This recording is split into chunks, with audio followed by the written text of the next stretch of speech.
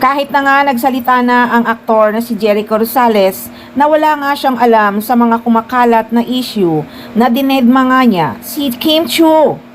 Hindi pa rin talaga makamove on ang mga fans ni Kim Chiu dahil nga hindi na beso ni Jericho Rosales si Kim Chiu nung nag-guest ito sa Showtime para mag-promote ng The Loved One.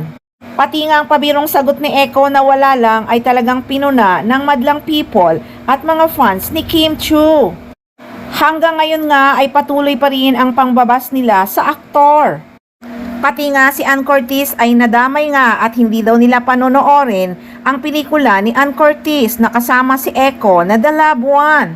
Paliwanag pa nga ng aktor sa mga press, "I don't really know what happened there. She is the first one I greeted.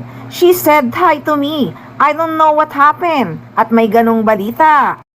"I went to text her. I said, 'Hi Kim, what happening? Why is this happening? I don't know, but are you okay?' I asked her, 'Is there something that made you feel uncomfortable?'" Nagreply naman daw agad si Chinita Princess and said, "Wala naman. All is well." And she said, "Congrats sa movie.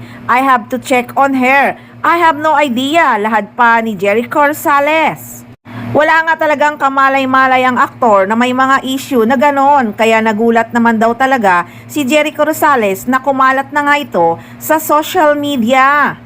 Ang gentleman talaga ni Jericho Rosales, talaga namang tinext niya kaagad si Chinita Princess para alamin nga kung okay lang ang actress. Sa kabila ng pangbabas ng mga fans ni Kim Chiu, ay nako, abalang-abala ang aktor sa kanyang mga surprise visits sa mga sinihan na nagpapalabas ng kanilang pelikula ni Ann Curtis na The Loved One. In fairness ha, magchichismis muna ako. Alam ni Jericho Rosales ang cellphone number ni Kim Chiu. Sabi kasi niya nag-text siya agad sa actress. Wala naman sinabing nag-chat siya, di ba? Pag nag-chat siya, sa messenger yon. Pero pag nag-text, sa cellphone number yon. So anong masasabi nyo doon? Friend talaga sila in real life. Kaya sana tigilan na ng mga fans ni Kim Chiu ang pangbabas sa aktor.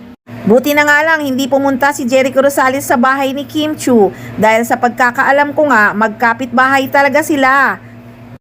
Alam din siguro ng aktor na pag pumunta nga siya sa bahay ni Kim Chiu, siguradong magti-trending sa social media.